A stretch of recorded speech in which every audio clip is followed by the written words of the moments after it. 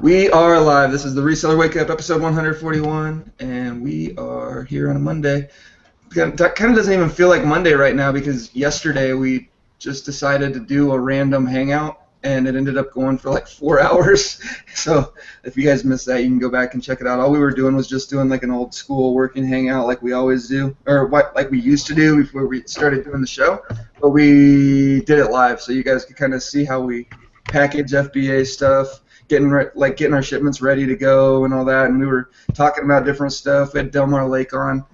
He was talking about he buys these semi-loads of stuff and kind of like what he does with that and how that works and how he processes, and just basically kind of a typical show, but not really because it wasn't really structured at all. It was just we were all just hanging out and talking, but there's a lot of good information shared, so you definitely want to go and check it out if you missed it. But how's everybody doing?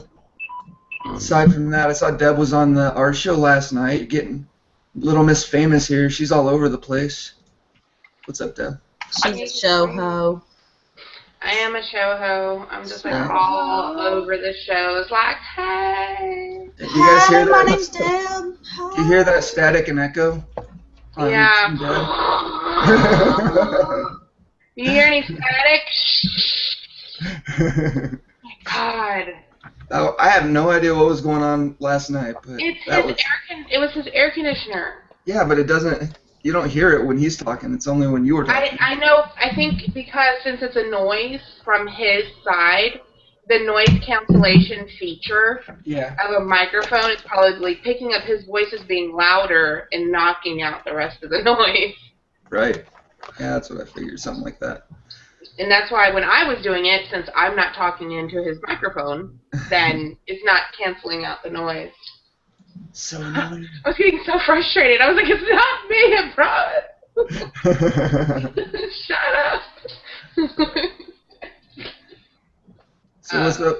What about you, Danica? Heard you're actually going to make it to the conference. Yeah, I get to go. Oh, my husband was asking about you last night. He's like, your friend Danica didn't come. She didn't come like, for the green room thing. And I was like, no. And he's like, oh, I wanted to meet her. Tell him you guys should come to the conference. Oh, yeah. Okay. Yeah, get right on that. I'm getting ready. Yeah. Somebody's planning my high school reunion, and I'm hoping that it coincides with my trip down south, my beach time, because if not, I don't think I'm going to make another trip to North Carolina, like a separate trip, because that's a long drive. Like a really long drive. But I'm excited to go to the conference. That'll be fun. Except Adam's a loser. Yeah, he is. Lazy. Oh, not lazy. Super lazy. Oh, I'm pretty sure you're lazy. I was thinking, I was like, Adam is like the only young man I know that doesn't have a job that like wakes up at like 6 o'clock in the morning. Yeah. Mm-hmm. Yeah, I was up about that time. Yeah. Yeah. Oh, my eyes will not stop watering. Oh my goodness. Oh, is it 5? I woke up exactly 14 minutes ago. Oh well, I got up at 5:30, but I just kept looking at my Xbox, going, because last night I was gonna play Halo because I got that Master Chief Collection. It's like, man, I haven't played Halo in years. I'm gonna try it, and then it turns out it takes like 2 hours to install the damn thing. It's a wicked long download. Yeah. And it's per one. Like each part of the collection, there's different downloads for each part of the collection. No, it all downloaded, like all at the one after the other. I woke up this morning and it was done, and then I'm like, I didn't get to play last night. I got like an hour. Yeah, and then like my kids got it for Christmas, and it took. I guess they've changed it because they had to download each section, and it took forever. Yeah, I just threw the disc in and it installed. Oh, we didn't buy the we didn't buy the disc. We just did the download from the one thing. Yeah, I actually have a download code for it from when I bought 2 Xbox Ones over the weekend. One of them was the actual Master Chief Collection that has I don't know if it's got the disc or the download code or what inside, but I can't really open it because I want to sell it as new. But the other one, they printed the download code on my receipt. So if anybody needs the Master Chief Collection download code really cheap, then hit me up on Facebook and I'll sell it to you.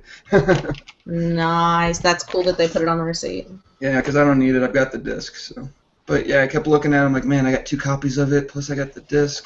Might as well just play it. You should take a picture of your receipt because I ruin receipts all the time. You ruin? Oh, yeah, they're upstairs in my receipt bin, so they'll be fine. I always lose them. That's my problem. But I've gotten a lot better at storing them in by the week and by the month and all that crap, just to make sure. Well, aren't you fancy schmancy organized? Yeah, right. After years of just losing receipts constantly, you kind of eventually figure out how to. Yeah, it's not that hard. So what's up with you, Adam? What do you got planned besides skipping the conference? Not a whole lot. I'm working on another shipment again. Hey, is your mom going or alone, or do you have 2 tickets? I've got 2 tickets. So Adam's got 2 tickets, guys. Yeah, you might be able to hit him up and get some too. I'm thinking about it. I gotta look and see how much a plane ticket costs. I might go if Adam's gonna hook me up. He'll give it to you for free. Did you actually pay for your tickets, or did you? I didn't pay for one. I paid for one. Oh, okay. Cool. So I'll just take the free one off your hands. Remember, he won. He won one. Oh, okay. Right on. It sucks. I was looking forward to it, but everything from when I was stuck down south, I lost interest in it. Oh, I forgot about you being. You are probably sick of being away from home. Yeah, it is pretty bad timing for me because I really do need to not go on a trip for a week and sit here and just bang out all the stuff that I need to get done. Well, you don't have to go for a week. How many days is it? It's just Friday and Saturday. Thursday night, they're meeting up at a comedy club. I'm not going to that. Oh, why not? That'd be fun. That'd be the best part. Because I want to take my Volvo, not the stupid truck. And I don't want to make John drive the truck to work. Plus, I don't want to leave. The struggle is real, Veronica. The struggle is real. I know, right? I want my car, not John's truck. I want to drive the truck. I want my Volvo. Ooh. But I don't want my kids, just in case something happens, I don't want to leave and have my kids sitting here waiting for John to get home. Yeah. You know? I hear you. Friday. They're still a little bit too young to be leaving by themselves for an entire weekend. At least, well, I mean. 4 years old, they're normally sufficient to. Right. Well, they can cook. I've been teaching them to cook. Maybe I could go. They know how to they know how to use a microwave and a toaster. No, they can use the oven. I teach they can cook outside. They can set up the fire pit and go cook outside if they want to. My parents started leaving me home alone for the weekend right around when I was about 10 or 11. Shut up. Yeah. They would just take off. My dad was working. I mean, he had a legit reason, but my mom would be like, "Oh, I'm gonna go." Yeah. Hey, you know what? I'm gonna go someplace where your dad isn't. You know what? That was totally normal, and now if you did that, people would be like, "Oh my God, you're abusing your kids," whatever. It's like, really? Well, I couldn't leave my 10-year-old alone. Well, you wouldn't be. You'd be leaving him with your 14 or is he 13 or 14? He's 13. They'll be 11 and 14 this summer. I mean, an overnighter if you were close by with a 10 and 13-year-old or 10 and 14. Oh, that wouldn't bother me. Yeah. This is 6 hours away. Oh, yeah, that's a pretty long drive. Yeah, I don't know. I guess I could call Sue and be like, Sue, go get my kids. Or my neighbor. Well, I have 3 neighbors, actually, that... Yeah, that's my problem. What would I do with my kid if I went to this thing? That would be another big thing, because I couldn't leave her here. Oh. Sounds like a grandparents' weekend to me. Yeah, I gotta avoid those, but I don't know. I'll ask him, but I don't like to leave him with grandma and grandpa. Nope. Paul's like flashbacks to childhood. Yeah, Plus, I get the guilt trips and all that stuff. Oh, that's always fun. Yeah. See, none of our parents live near us, so they're like, "Can we have the kids for a month?" Oh, that would be so awesome. Yeah, if I could like ship mine off to my mom in Illinois for a week or a month or whatever, that'd be cool. But dude, you could fly into Chicago, leave her with your mom, like drive her down to your mom's from Chicago. Oh, that's like a 4-hour drive one way.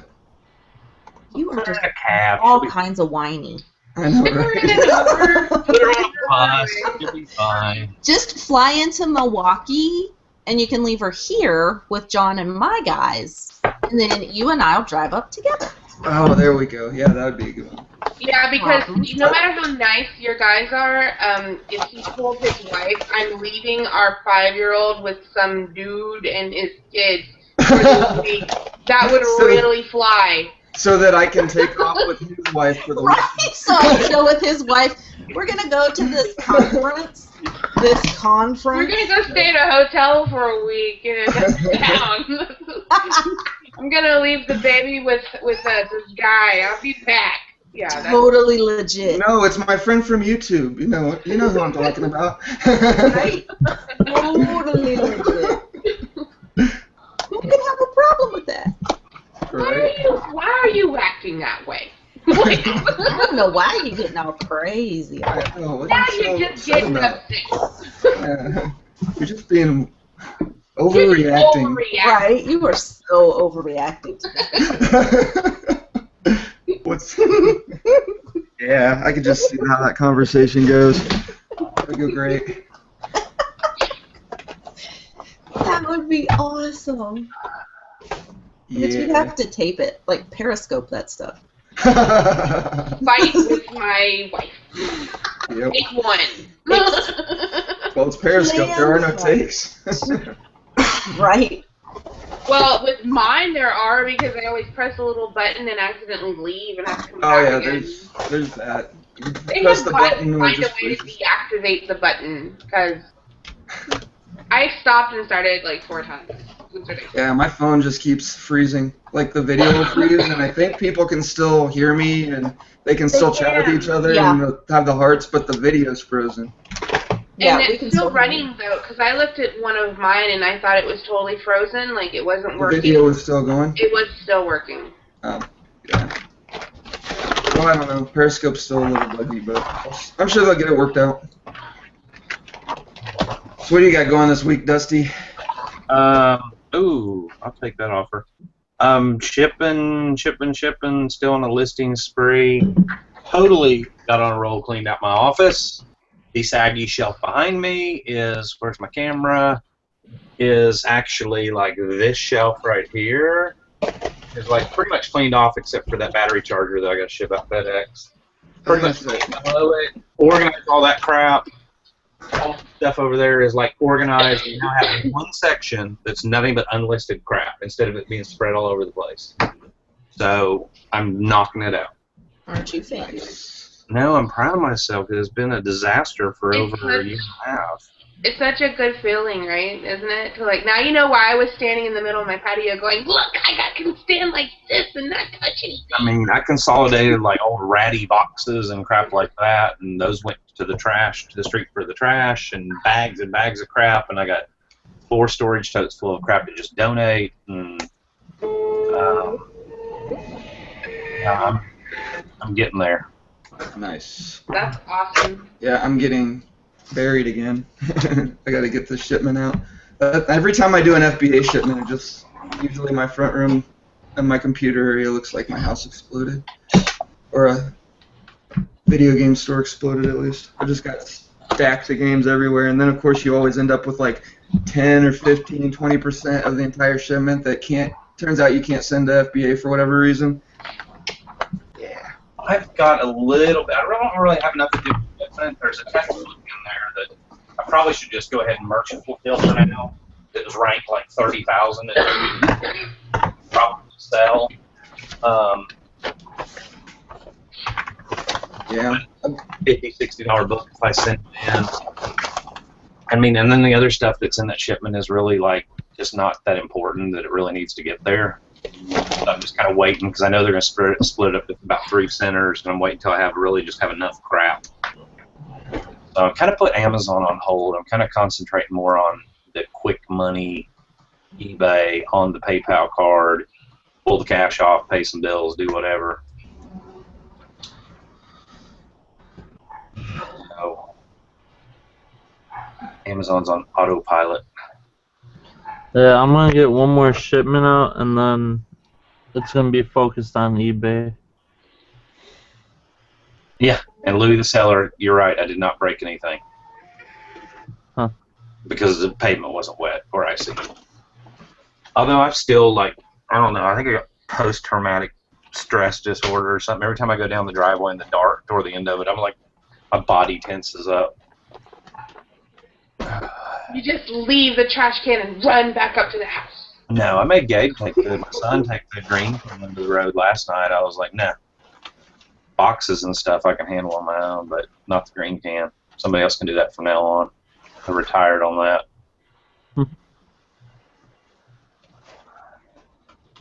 Why did we just quiet?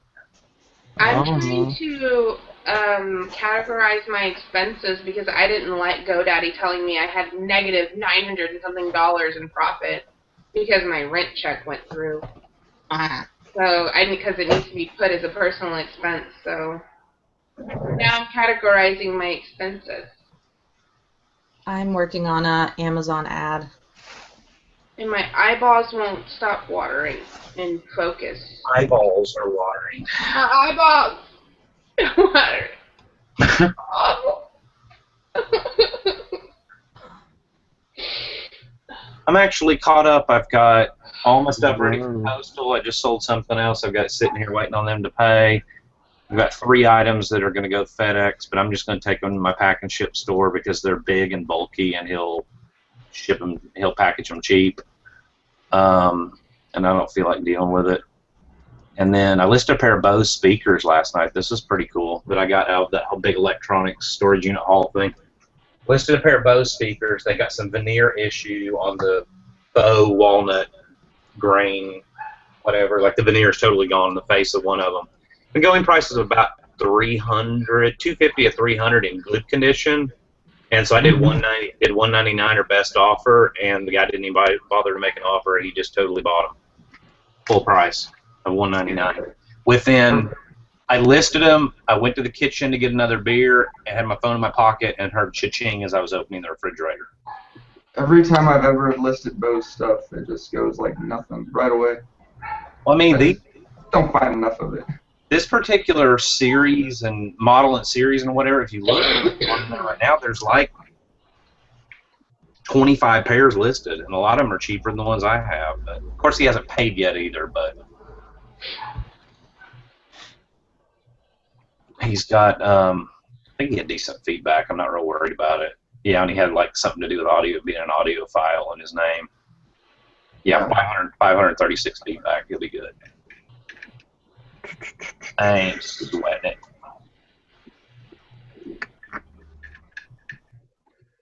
Yeah, I'm trying to. My damn microphone died on me again, so I'm trying to figure it out here. So sorry, guys. Kind of paying attention to that. Yeah. So yeah, that was pretty cool. Those Bose speakers are actually still in the trunk of the car, and they have ridden around for a week now. And I went to the gas station last night. Was in the middle of listing. When I came back, I thought, you know, I'll go ahead and grab those and take them inside, and maybe I'll get around to listing them. So there they sat, and there they saw. So that was pretty cool. Nice. I gotta get the stuff out of my trunk too. I bought a couple things. I've been so picky about like what I pick up because I'm just like, I don't want to deal with that crap. That's like the whole attitude I have right now. It's like I don't want to deal with that crap. I've had a dresser in my trunk for about 4 days now because I can't find anybody to come over and help me bring it upstairs. Hand trucks, man. You can do anything with a hand truck. I know. I need to find a hand truck. I'm looking for one. I'm on the lookout. It's on my bolo list. Get a decent one with the big old, you know, like fat rubbery tires with some tread on them, and then get you a couple of straps, and you can strap anything to a hand truck and do anything with it. Oh yeah, I know. Just gotta find one. I'm not gonna go and pay $400 for a brand new one. Check Harbor Freight. I mean, they're cheap and crappy, but they still work. Yeah, I guess if you're only using it like once a week, it doesn't really matter how good quality it is, huh? Yeah, as long as the wheels don't fall. Yeah, as long as it's not like one of those folding ones or something, or one of the ones with the tiny little wheels that you can barely put like a Home Depot box on. Sorry. Danica, Sorry. You're not sorry. You're the only one who anybody ever called. No, it was an alarm. Proceed to checkout. This freaking microphone's pissing me off.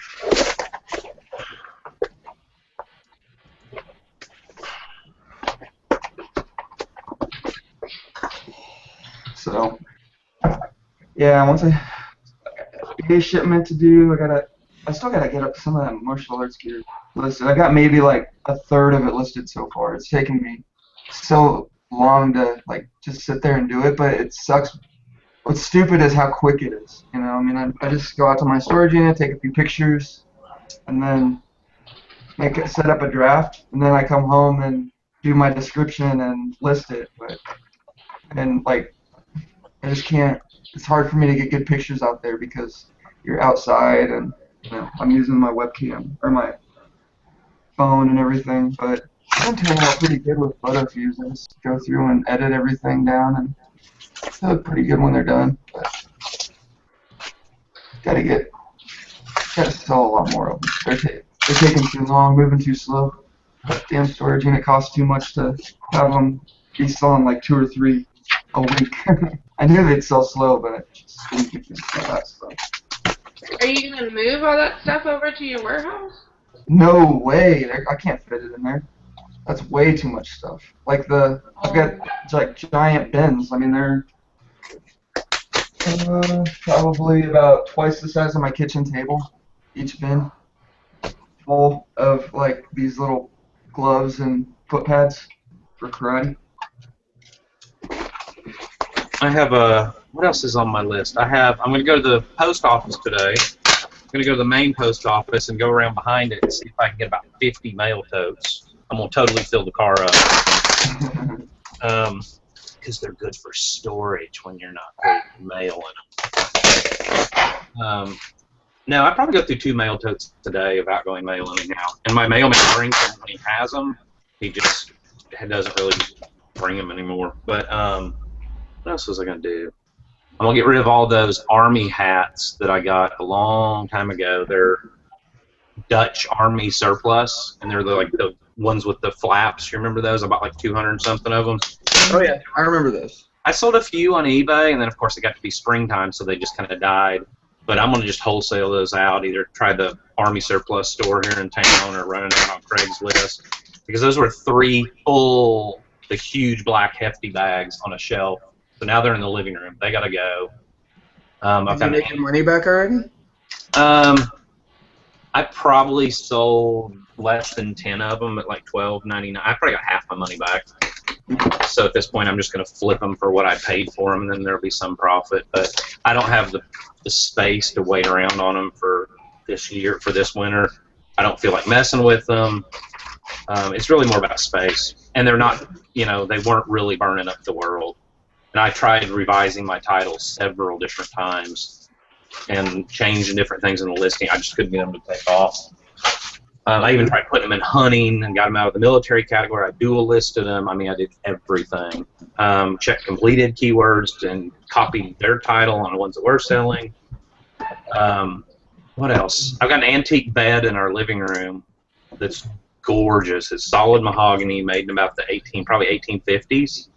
And it's got the maker's stamp on it. And he was a guy that worked for Duncan Fife. You've heard of like Duncan Fife Furniture. He worked for the designer, the furniture maker Duncan Fife, until Duncan Fife died in about 1855, 54. And this guy went on to produce more Duncan Fife style furniture. I paid about $450 for it, I think, about a year ago. I can't find, the guy's name is Ernest Hagen. And the only examples I can find on like WorthPoint are like a side table that sold for $10,000. So I think there's money in this bed. I just have run out of. It's either contact like Christie's or Sotheby's or one of these major auction houses, figure out how to crate it all up, wrap it, crate it, palletize it, send it off. Or I think I'm going to get a hold of a local. We have a big antique auction company here in town that actually they bring a lot of stuff out of Pennsylvania, and all the dealers from like a 3-state area go to it on Saturday nights. And I think they offer pickup. And I'm going to get a hold of them and see if they'll take it on consignment and just sell it. If I get my $500 back, then great. What size is the bed? Huh? What size is the bed? It would have been whatever they used back then, which basically was just the only thing they really made in that time period was like full. Oh, okay. Yeah. That's what's going to be a tough sell on it. Somebody's going to have to want it for a extremely nice house for a guest room or. Yeah. But the designer, I looked him up. He's got pieces in the, well, of course he's dead now. He's been dead for 100 years or whatever. But he's got pieces in the Metropolitan Museum of Art in New York. It's if I found the right person, it's probably worth a lot of money. But it's wrapped in blankets in the corner of my living room, and it needs to. And it's been there for a year, and it needs to go. Yeah. So. And I might actually do good with it, this little local auction. I say little. It's a big. All the dealers, antique dealers out of Tennessee come down and go to it. And I don't know. If they'll take it, I'm going to take a shot on it. So that's on my list of things to do. Postal totes, get rid of the hats. I bought a bed right before I moved in here. I needed a bed, so I went ahead and found one at a thrift store, and it looked like it was a queen headboard and footboard.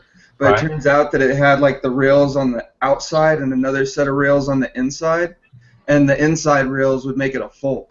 Well, that's the size rails that it had with it were the full size rails. So it's like, God damn it, I'm not gonna.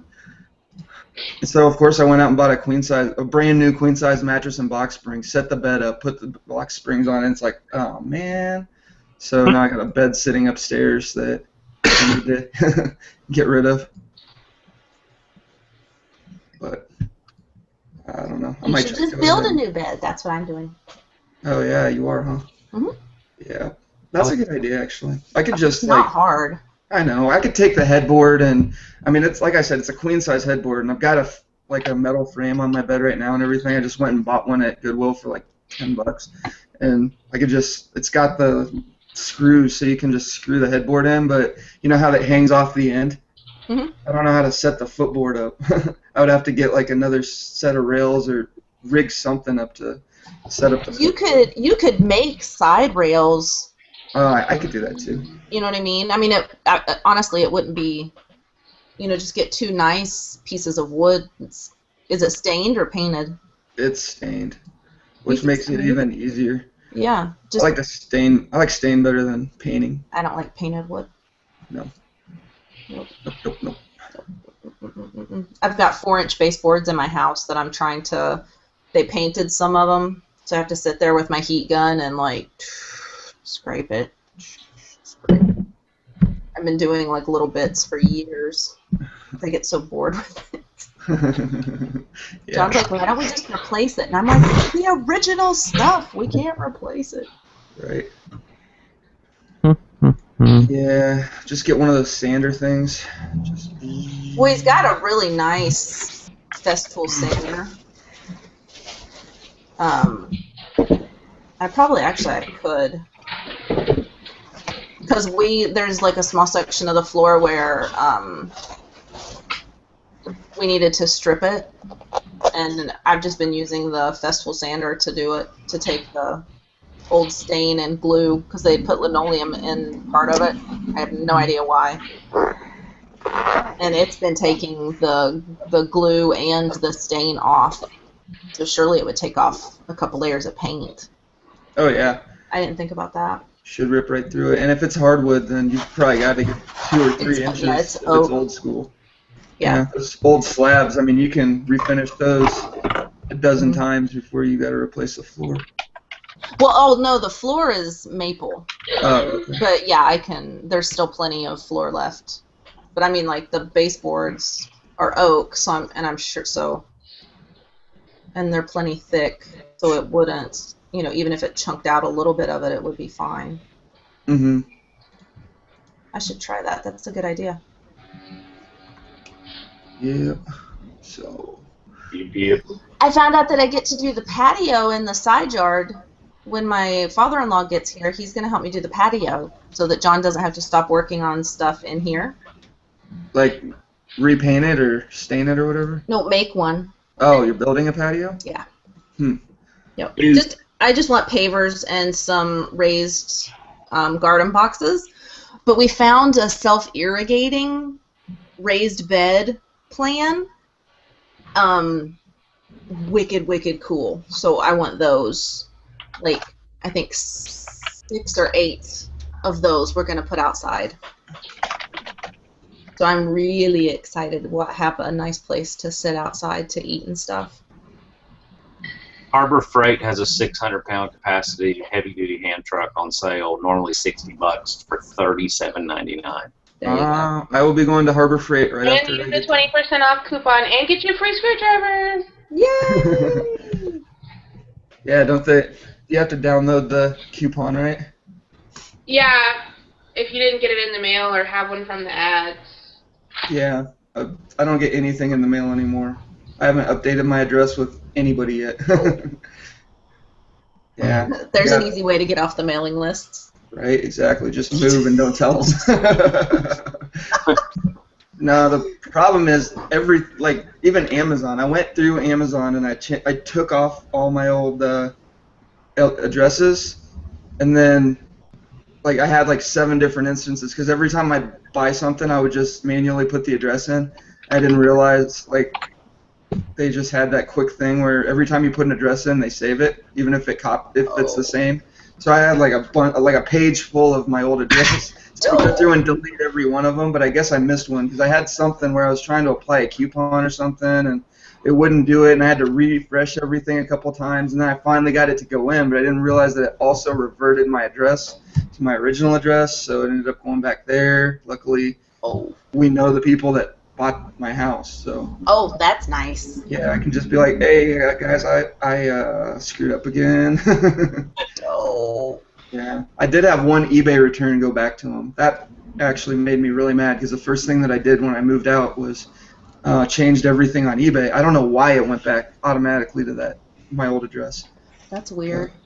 Is it because that's where it shipped from? No, did not ship from there. It shipped from my P.O. box, but yeah. That's weird. Yeah, I guess when you have the same address for 10 or 11 years, then everything just kind of gets cemented. When we first started traveling with John's work, I would forget to change the address. And we would have stuff that would be shipped to our home here in Wisconsin, and I was constantly calling the neighbor, and I'm like, dude, could you watch for a package on my steps because I did it again. You know? It got to be where they just checked my steps every day for a package. Well, in eBay, because I'm sitting here looking, there's 5 places you have to change your address, and that's not including PayPal. You've got your registration address, your payment and purchase pickup address, your primary shipping address, primary ship from address, and your primary return address. Good Lord. Yeah, it was. I changed over to the mailbox place. It was just cut and paste, and I was like, really? Could they make it more difficult? That's ridiculous. But I mean, I guess for people with a warehouse space or that kind of thing that want their, they want certain things to go there. But that's an awful lot. There should be one place to say change all addresses associated with eBay to this. Yeah. You know what I mean? J-Mid mentioned when you change your address with the post office, which I did. I had everything forwarded to my P.O. box. They did give me one of those things where you get all the coupons and stuff. I haven't used any of them yet, like an idiot. But I got 10% off at Target. I got 10% off at Lowe's, 10% off at Best Buy, 20% off at Big Lots, 12% off at Overstock.com. I didn't realize you could sell those coupons on eBay for a lot of money, though. That's a Yeah. good idea. Well, yeah, people get them for when they have a huge purchase planned. Yeah.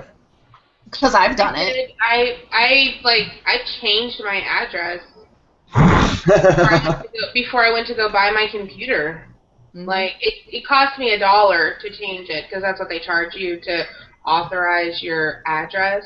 Yep. Yeah, but you can print them out. You don't have to wait on them to come in the mail. And so I will just like change my address from an address that I had like 5 years ago to my current address, and so that way I could print out the coupon for Best Buy because I was going to go buy a computer. Yeah, I would never buy a brand new computer. Pawn shops are so much cheaper, and I mean, you can get a good computer. You just gotta know what you're doing. We don't have pawn shops. You don't have pawn shops? Oh, that sucks. No. Well, you can check Craigslist. They have bars where Screech hangs out. Right? Oh, I guarantee you he's not allowed in any of the bars in town anymore. Go to Google. Not after that. Go to Google and check your local area. Just Google it and see if you have a welcome wagon. Believe it or not, they're still around. And since you changed addresses, go ahead and sign up. And a lot of times they'll send you you got like a free. We just moved across town a couple of years ago. We got like a free oil change, free pizza coupon. We got all kinds of crap. Yeah, Nice. there's like a free inspection coupon. I'm like, I don't need my car inspected right now. Like Our Chamber of Commerce, you can get stuff there. Well, that you used to. I guess you still can. Like when you come into town, if you go in the Chamber of Commerce building. Because a lot of people go there to find out, like what's in town. Mm-hmm. I mean, for ours, you drive. But, I mean, there's like 10 blocks, Yeah. Yeah, when I opened my storage unit, I had it's like an office for the Chamber of Commerce, the place where the storage unit is as well. Mhm. So they gave me like a bunch of coupons from that too that I didn't bother using. Probably should have done that. Actually, I still have it. I still have all my paperwork. I should double check and make sure because it's only been a couple months. They take like 3 months to expire, those coupons most of the time. It might still be. Ooh, I went to our new Meijer yesterday. It was nice. Lots of It good took me stuff. 2 hours just to get through the grocery section, and that was just personal shopping. That wasn't even Wow. it's huge, and it's open 24/7. It's our only 24-hour store within like 4 towns. Oh my goodness. Because Yeah, they don't let people do 24-hour stores here. there are a ton of 24-hour stores around here. They don't let anybody do them. Meijer is the only one that's 24 hours. Huh.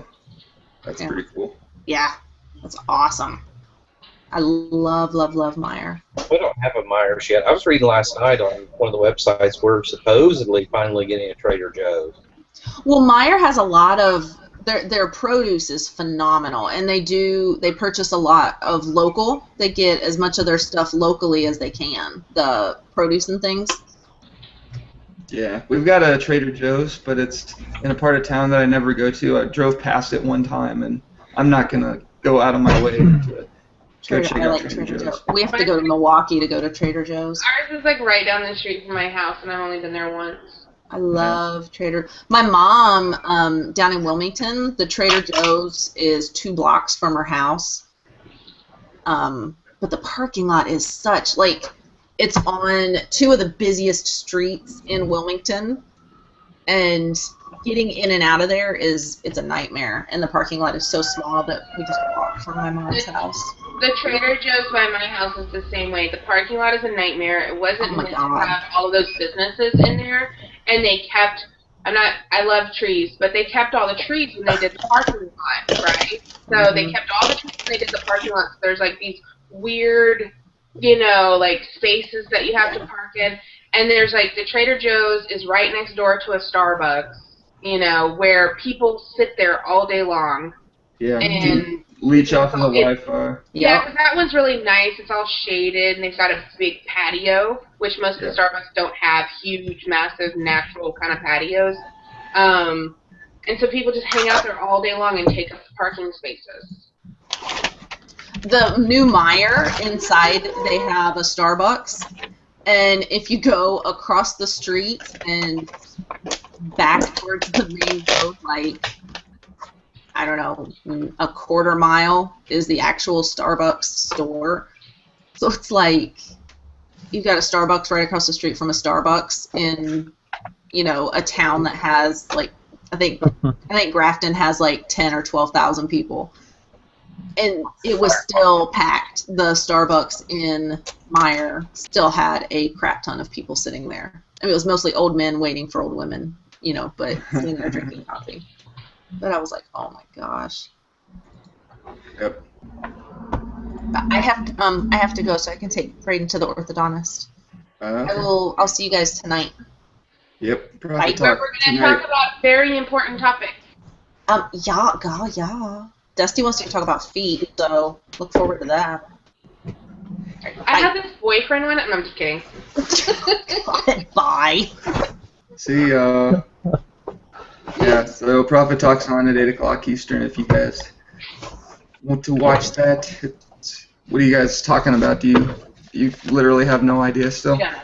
All right, so you guys have to pick the topic. You can go to their Facebook group and post up there if you want, or the $1,500 room, or my group. Yeah. I'll see it in any of those. If you've got suggestions for a topic tonight, we want to hear about them. You can also post them up in the chat since we're all here, and you can. Yeah, and we're not doing anything, so. We had an idea earlier. You did? Oh, yeah, you did. It was about weird niches. Yeah. What's a weird niche besides like used underwear or oversized bras? Talk about that topic. You don't come up with other things that I just don't want to talk about. Yeah. Why is it that every time I see somebody talking about like bras and stuff, that's what they sell and they make all kinds of money? They're always creepers. Then I came across, digging through some storage unit stuff, an entire like hefty bag full of bras, brand new with the tags on them. I got all excited because I know there's money in them, and they were all like brands that I've never heard of. I think they were like Dollar Tree bras or something. Like seriously, I looked on eBay and looked at 3 of them, and there weren't even any listings. And you could tell by looking at the tag that they were cheap. Did you get a lot of returns? Because normally cheap bras, they don't size properly. Yeah, I just kind of decided that was probably, no matter how cheap I could have got them, it was probably a bad idea. Yeah, when it comes to stuff like that, it's no amount of research is going to get me to jump on it. I've never really been hot on that, but I did find this the other day, $3. It is a Polaroid. I was right. We were talking about Polaroids earlier, but I went into this thrift store and everything was way overpriced. It's like they wanted $3 for their plates, and like or they wanted like $2 for their coffee. Like they'd have sets of coffee cups, like 6 matching ones or whatever, and they'd want like $2 a piece for them. And they like all their books were okay priced, I guess, like $2 a piece or something.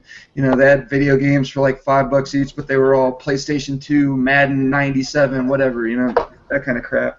But I saw this, and it was sitting there with no price tag, and I was like, whoa, how much do you want for that? And the guy's like, oh, no, $3.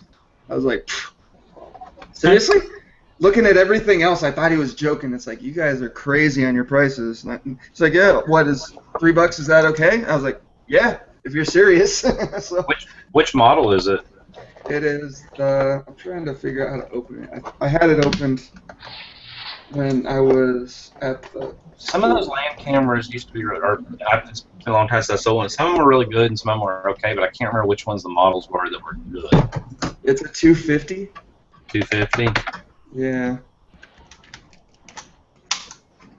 I don't know how to pop it out, but I know it does the whole thing where, it's like, see, it's got the accordion stuff inside there, but I'm not sure how to pop it out. But I know, oh, wait, is that it? That might be yeah.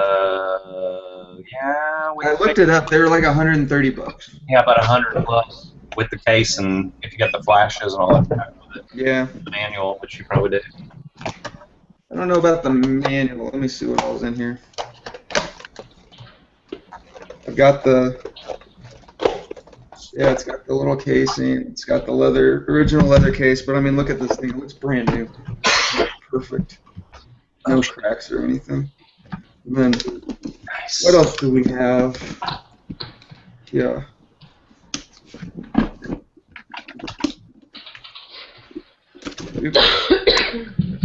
Yeah, it's got like this flash thing. And yep, there's the manuals and flash bulbs. A couple flash bulbs left in there. Here's all the stuff that it comes with. List it. Yeah, I'm gonna be doing that today. I'll probably do it right after the show goes off, and then let's see. I gotta list this. Then I gotta go to Harbor Freight. Then I gotta get to the gym. Yep, here's the manual.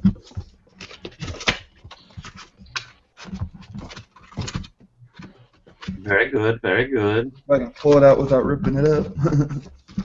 There we go. Yep. Boom, boom.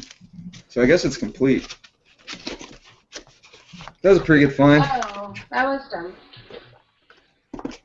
I don't think I'm going to bother testing it. I'm just going to sell it as... Like, a lot of times when stuff is in this good a condition, I won't test it, but I'll post it up as is, or Right. for parts. I'll make it very clear in the listing. Like, I'll take good pictures, and I'll be like, I have no idea how to test this thing. I can't tell you if it works, but there's nothing...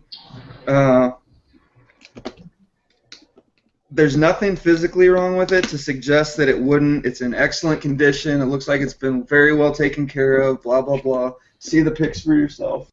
And almost every time when I do that, the item will sell for what they sell for in good, tested conditions. So just have to be careful about your wording, I guess. But, yeah. I thought for sure this dude was going to be like, yeah, I need like $100 for it. Lucked out.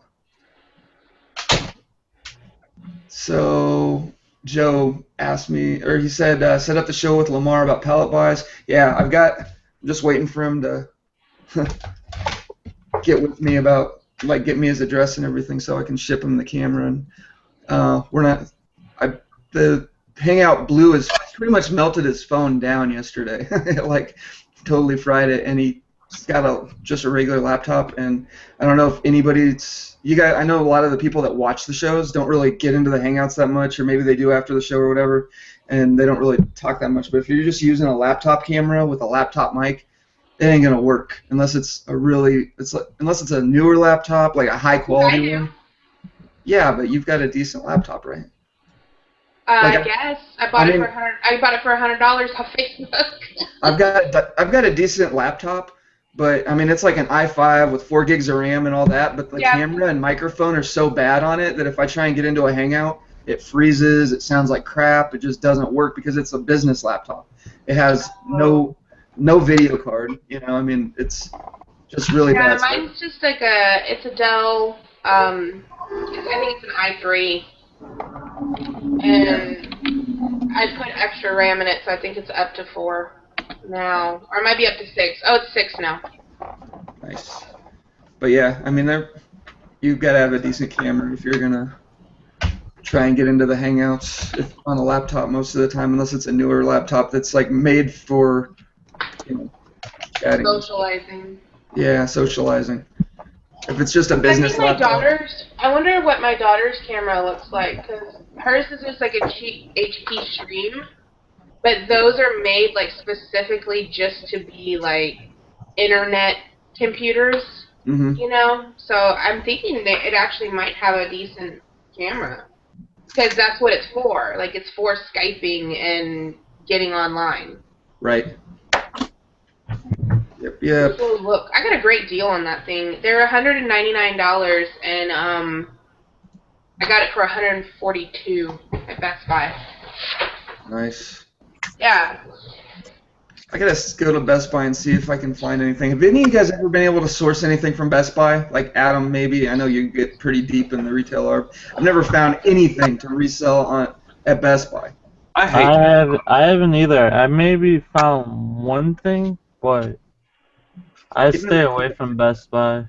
The only time that I take that back. I have resold stuff from Best Buy. I go there on Black Friday, and you can pick up some of their like ridiculous TV deals and laptop deals, and I've always been able to find like a couple items that I could flip on Craigslist and make like $200 or $300 in a day or so. I mean, they sell so fast. Like, you know, when they have their $150 40-inch TV every year, you know, that'll sell for $300. Or their $100 laptop, brand new, that'll sell for $300 most of the time. You just got to give it a couple days because not everybody's willing to sit there in line, and a lot of people don't even pay attention to the Black Friday deals, so they just see a decent deal on Craigslist and they don't know that you paid nothing for it. But I don't know. I got to get these Xbox Ones put up on OfferUp too. I know. I was at GameStop yesterday, and I was like this close to like going and trading in the other systems. Yeah. But I was like, why though? Why do I need to do that? I don't need to do that. Like, I have no need. But, like, my other systems that I have are, they're basically, they could be replaced with a, you know, with a stick, essentially, because I don't play any games on it. Mm-hmm. Yeah, like a They're Roku all stick or just something. media players. They're just, I use the PlayStation to watch YouTube when I'm in the eBay room. And I took it in here one time because the Redbox only had a Blu-ray disc of a movie that my daughter wanted to watch. Yeah, I mean that's the nice thing about the like the PS3 is that's all you need. If you can get a PS3 and you don't play games, that thing will do everything that you need it to do. You can even get a regular remote for it so that it feels like a regular remote control. But the newer Sony Blu-ray players, though, I mean, I see them at Goodwill a lot for like $20, $30, and they do all the apps that looks just like the PS3 when you plug it in, like the interface. So all the stuff that the PS3 can do, except playing video games, it can do. But I don't know. For me, I mean, the only reason that I was doing it is to sell them because you can get 300. Like if you an Xbox One is $350 right now at GameStop. If you put a brand new one up on Craigslist or OfferUp for $350, no tax, somebody will buy it within a day or two, almost every time. And so, especially if it's like the Master Chief Collection or something with the extra games, you can sell them really fast for basically the price of the system. But I mean, I ended up paying. One of the Xboxes I traded in was my personal one, so I paid nothing for that. I've had that for years because I had two of them anyway. It's like, you know, I only need one. And then the other one was one that I picked up at a pawn shop for $60. I got it home, tried to. It had a parental lock on it. I just had to contact Microsoft. I just used their chat, and it's like, hey, I've got this. You have to plug it in, sign in on your Xbox Live account if you have one, which is free to make as long as you like you can pay for an Xbox Live account and get more features, but you can make a free Xbox Live account and at least be associated so that they can basically look up your gamer tag attached to the Xbox, and then they can send you a code to cancel out and factory reset the Xbox, which you have to do to get the parental lock off. And then so yeah, that was $60 plus like 20 minutes of my time, and then I paid $80 for a 320 gig PS3, and then $60 for a 120 gig.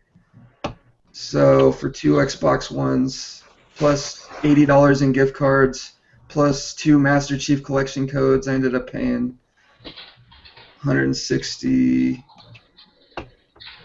$130, $290.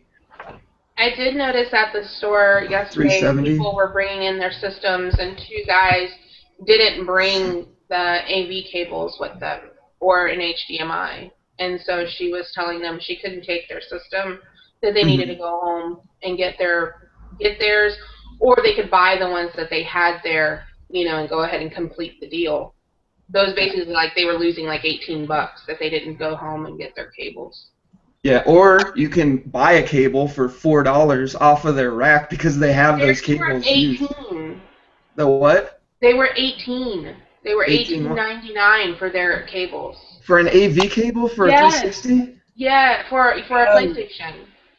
Oh, What? for PlayStation. I was gonna say, I think I just threw one out for. Yeah, like, because the guy was there and he had all the games and everything. There was another guy standing behind me, and she's like, well, you're going to need the cable. And she went over to the rack and got one. She's like, well, this is the cheapest one that we have, and it was $18.99.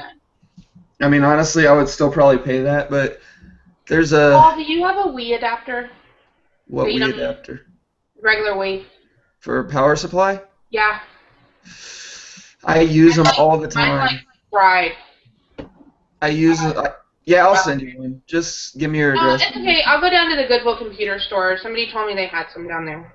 Yeah, I mean, I just use them all the time because I need them to complete Wii systems. Okay. Yeah, I'll go down to the computer store. 'Cause last week I was outside and I heard and I was like, and it didn't boom. It only and the light. My daughter came outside and goes, the electricity went out, and it came back on. Like it didn't even go out long enough for the coffee maker to lose its time, And we tried to turn the Wii on, it won't turn on. And it's not doing the red thing. It's not doing anything at all. Like, it's not getting power. So I think it messed up my adapter. Is 3RB still the cheapest on eBay for poly mailers? Yeah, I guess. I mean, I don't even bother looking them up anymore. Actually, I went to buy some bubble wrap the other day, and I just decided to double check to make sure. And there was this one listing, like this one seller that I guess they're newer because they were selling a lot, but they only had like 500 feedback. Oh my goodness, Jake. Oh, never mind. There it is. No, it's really, really, really quiet though. We can barely. It's not even like noticeable unless I'm listening for it. So. Can you hear me when I'm talking? Yeah. Wow. No. That's so weird. Yeah, I mean, it's just Jake has this weird feedback. It's like a ghost. We have no idea what it is or why it is, or I've actually spent time with him off air trying to figure it out. And if you listen really close, you can hear this womp, womp, womp, womp, womp whenever he's in and not unmuted. But sometimes it's just louder than other times. I have a video like that, that for some reason had this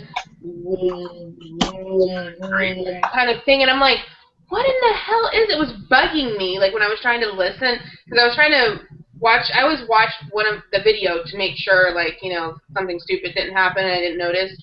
And yeah, that one video out of all the videos I've done, I don't know what caused it, but it was some kind of just whomp, whomp, whomp. You could hear it. It was, and I'm like, I'm not reshooting this 20-minute video just because this one whomp noise, like annoys me. So. It is getting louder again. Headphones on, it was awful. Like, yeah. It was like,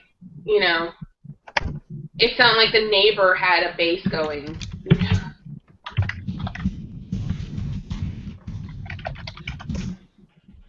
Yep, exactly. Now, what were we just talking about? 3RB. I think. Yeah, 3RB. Okay, so the bubble mailers I was looking at, it was like this chick. The picture was a chick dressed in a bubble wrap dress, but there was some. And they had like 10 different listings, and they were all different pictures of this chick in a bubble wrap dress. Bubble wrap doesn't smell like girl. It was like but she was like in a bubble wrap bikini in one, and a bubble wrap like ballerina dress in another. But they had the cheapest bubble wrap on eBay now. They caught my eye, of course, but when I looked it up, I was like, no way, they actually are the cheapest. I might as well buy it, and they sent it quick. So that's my new bubble wrap source. My tape got super expensive. The tape that I like, yeah, they doubled the price. Well, that's because you told everybody about it, and their sales ranking went through the roof, and then they started raising the price. No, I didn't. I was getting it from Shoplet, which is a office supply place that happens to be like an hour from me, but they're a huge like supplier of like office supplies. Yeah, I still buy mine from Maybe they just upped the price because they were having a sale, maybe. I don't know, because it used to be like $8. I could get 6 rolls for $8. And now it was like 16 something, which is like the Amazon price. Yeah, I just buy mine from Walmart. I'm there anyway. It's like it's like $8 for 4 rolls or something at Walmart. It's just convenient. I mean, I don't have to order it, but I don't know. Now that I got Prime, I should probably just do that. Well, I like this one because, I mean, they're an hour from me. So if I ordered it right now, it'll be here tomorrow.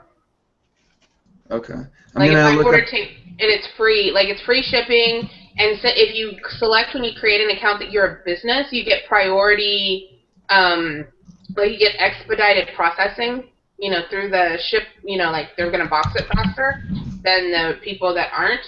And, like, if I ordered it right now, it would be on my door tomorrow. Okay. And also, eBay actually has a partnership with them. You get 20% off if you go like through eBay at any time, even if they're not having a sale. I don't know if people know that, but there's a perks section of eBay where they have like the discounts that we qualify for, and there's different like discounts from different websites, and one of them is Shoplet, but I've never used their discount. I always had a coupon. Holy crap! I decided to shop around. I usually get the #1 size envelope, which is 7.5 by 10.5, or I think it's 7.5 by 12. Size, yeah. It's a little bit bigger than a DVD, and I literally ship everything in them. Yeah. Because I mean, even if it's a little tiny item, I just don't want to stock 50 sizes of them. 3RB, if I order 200 at a time, they're $34.79, which is about 17 cents a piece or something like that. I thought it was 250. No, they got 200 quantity too. They got so many different listings for the same thing. I just found a seller called Custom Sign, so you owe me for giving you that shout out. It's in Georgia, which is only one state away. They've got 100 #1 poly bubble mailers, self-sealing with the little adhesive thing, $10.98 with free shipping. That's 11 cents a piece. $10.98 for 100 of them? $10.98 for 100 of them. All right, I'm going to order some right now. Here, I'll give you the auction number. I'll post it in the chat if anybody else wants the eBay auction number. So, yeah, the bubble wrap that I was just looking at, it's CDR Russell. I put it in the chat for you guys that are watching live, but it's CDR Russell, RUSSELL. So that's seems like the cheapest bubble wrap I could find, but yeah, if you just search for bubble wrap and look for the girl with the dress or the bubble wrap dress, that's the easiest way to find it. It will catch your attention when you're looking for bubble wrap, trust me. $10.98, dude. That's like, if I order 200 of them, that's $22. That saves me $12. Yeah, this one, it's the bubble wrap I bought. It was like the half-inch bubble wrap, 12 inches by 125 feet, which is usually like $25 with 3RB. It was $15.95 with free shipping, but it doesn't have the little cardboard tube in the inside, and it doesn't come in a box. It just comes wrapped. So you don't get the free box and you don't get the free tube, because those tubes are really good for selling or for shipping certain things like, walking sticks and baseball bats and not hockey sticks, but like there are a lot of things that I find that are really convenient to ship those tubes in, like posters and stuff like that. So if you're into buying shipping supplies with free shipping supplies, 3RB is still it. They send like everything in nice boxes and everything. What's up, Deb? I was looking at the person that I use for my poly mailers, and they have boxes as well, and they're actually really good prices. Dude, I'm buying some of these. I'm looking at it thinking, okay, what am I missing? Am I missing something here for them to be that cheap? And I can't. What size is a #1? 10, a little bit bigger than a DVD. They call it. Wait a minute. They call it 4x8. 4x8? That's not a #1. Yeah, I get mine through Pack and Ship, and theirs are cheaper. That's not a 1. That's a 0. A 4x8. Okay, they've got it listed. Okay, yeah, maybe I am. That's not a 1. Okay, let me go. Hold on. They've got other items. So they call a #2 6x11. It's still only $12.98. They've got their size numbers wrong. Is what it is. Yeah, they're not doing right. Look at the Pack and Ship, because I get mine through theirs. They don't do free shipping, but they do free combined shipping, so it's almost the same damn thing. If you're buying more than one, they have some of the best prices I found on stuff, but they've got really good prices on their boxes. Their boxes compare to my box store. I think I'm gonna order. And the combined shipping is kind of what gets it. Like if you combine your shipping and buy multiple things. 6x11. That's a little smaller. They got the number wrong on their mailers. But I'm gonna order one of what they call a #2 and one of what they call. A #1 is 7.25 by 12. That's the DVD pack. See, and they're calling that a #3, which is totally wrong. #3's big, a lot bigger. Well, Still, if I order 100 of the 7.5 by 11 and 100 of the 6 by 11, which I don't know why I need to do that because it's pretty much the same friggin' thing. Total for all 200 of those is $25.96. That still beats 3RB at $35. Yeah, we'll try them. They're in Georgia, and that's the cool thing. If they end up sending them UPS or FedEx or whatever, I'll get them, and they ship them out today, I'll get them tomorrow. Hell yeah, I'll give them a shot. What are cremation rollers? yeah, because those ones that you were looking at, they have them also. They're like 12 cents a piece. Those ones that they're calling a 1 and it's really a 0. Right. Yeah. All right. So your buddy Jake, what is he? One of your friends had a question. Yeah, he is. He's just now getting into FBA, and he wanted to know about sales rank. What about it? He doesn't really understand how it works. I just thought maybe we could talk a little bit about that for him, just so he understands. All sales rank is it's kind of like a basic snapshot of how well an item is selling. You know, I mean, if you've got an item that's #1 in video games, it's probably selling 100 a day or whatever. If you go to the website FBAtoolkit.com and you take the ASIN and you put it into you can do it by the ASIN or you can take the category. Like if you're looking for number 1,000 in video games, you find the video game category on FBAtoolkit.com, type in 1,000, and then hit the little search button, and it'll estimate how many of that, how many it has to sell in that category to reach that sales rank. And so if you've got 1,000 ranking, and you put it, let's see what FBA Toolkit is, or let's go to FBA Toolkit and look at this. Okay.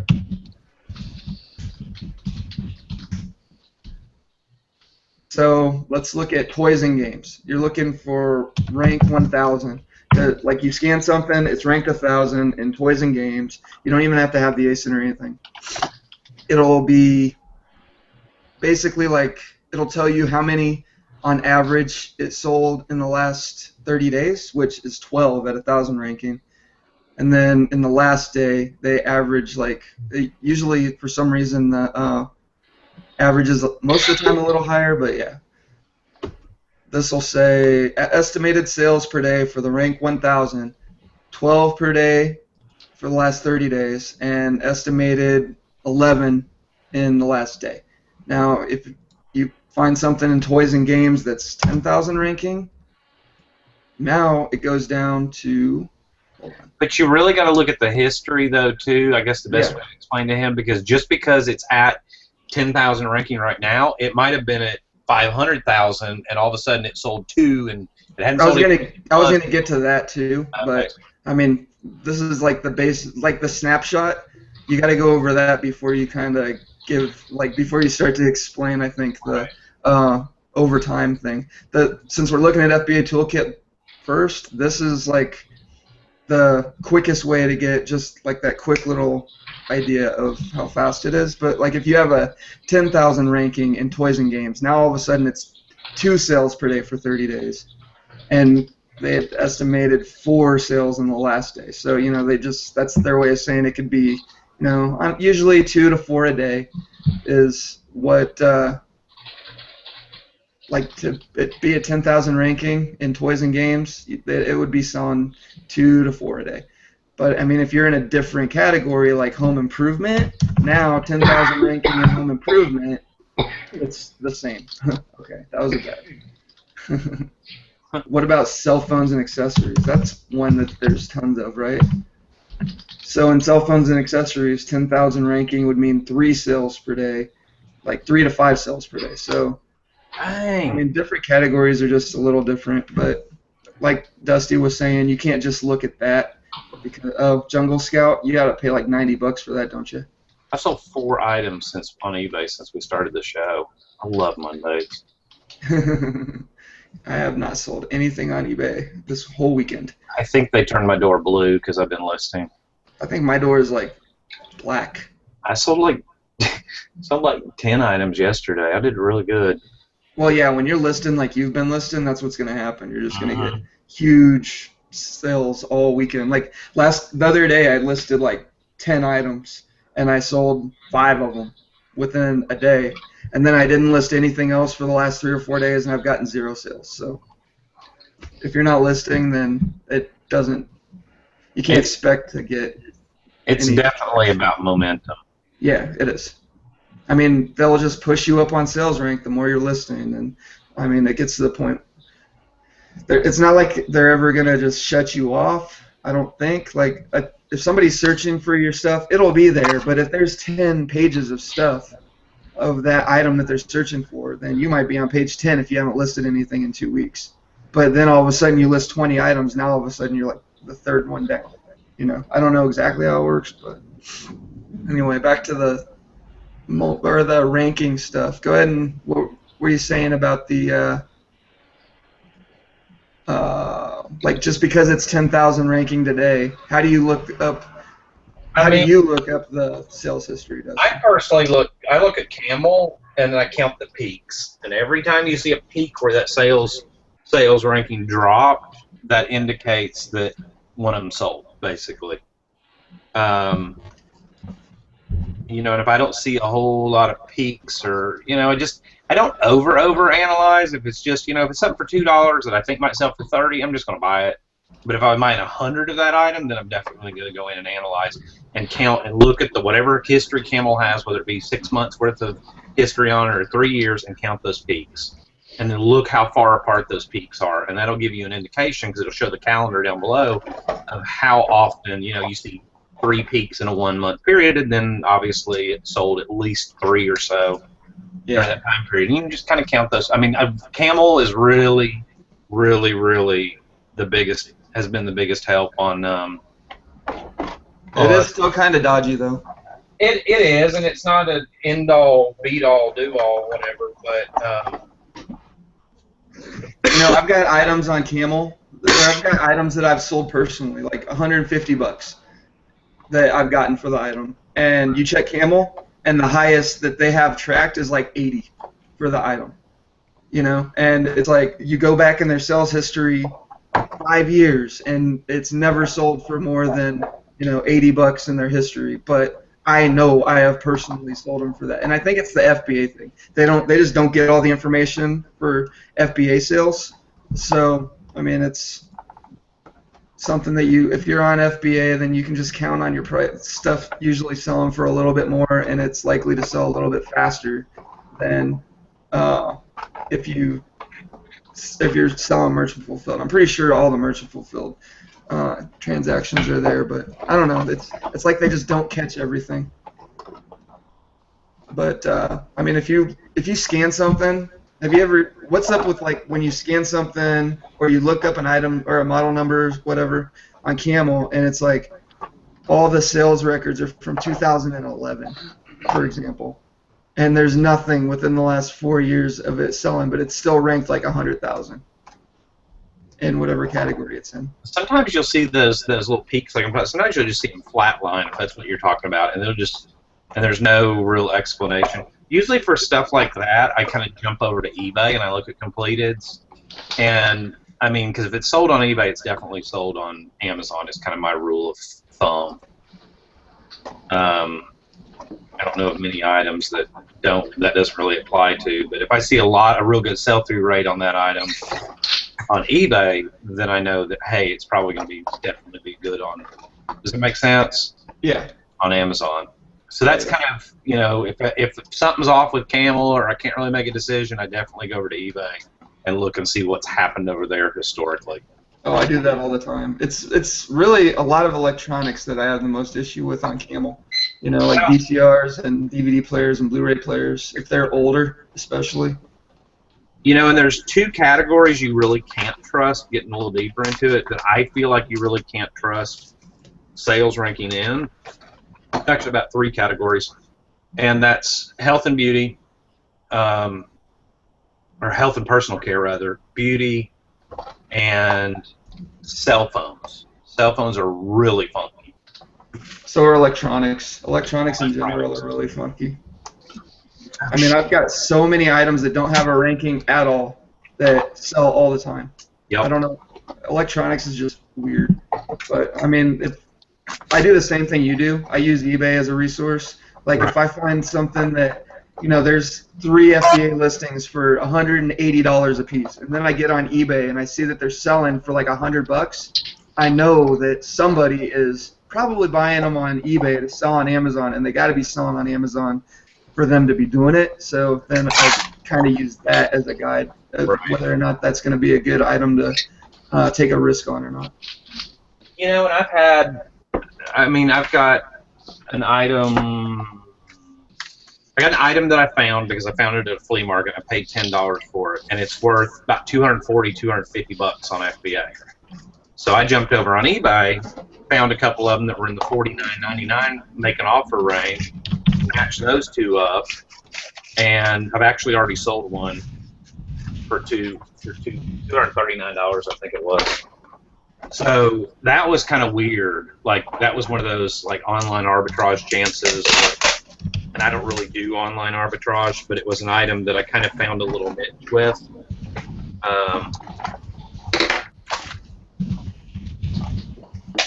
Right.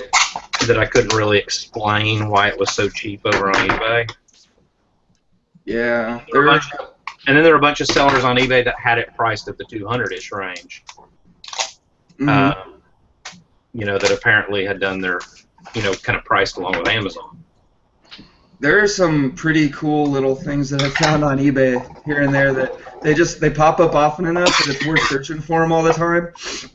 And you can find them for like $10, $20, and sell them for like 70 to 100 on eBay all day long.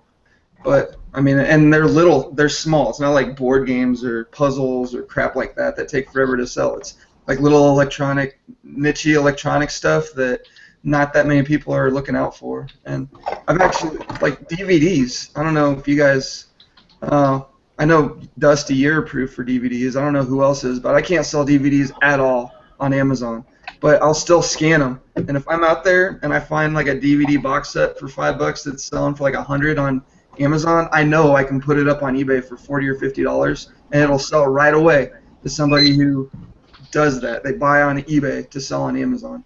And so I can still make good money on it. I don't have to go through the hoops and risks of selling on or getting approved for DVDs on Amazon. Like I'm not grandfathered, so I can't even sell the $25 or less ones. I can't sell any DVDs on Amazon, which kind of sucks. But you know, when you almost didn't get ungated for it, and when you did it, and they were kind of drawn a little closer to where it looked like they were going to kind of shut it down and cut it off. And I made the decision to go ahead and find a wholesaler that I knew some other people had used, and you know that they would accept their invoices. And I spent about $125 total on my 3 separate purchases. So I'd have 3 separate invoices, and just bought some crap. I mean, like literally, the same company sold like vacuum cleaner belts. So I threw some in there to meet the minimum purchase, and some DVDs and all that as well. And I'm glad now that I did, because I kind of saw a spike in the price on DVDs after they shut a lot of people down. Mm-hmm.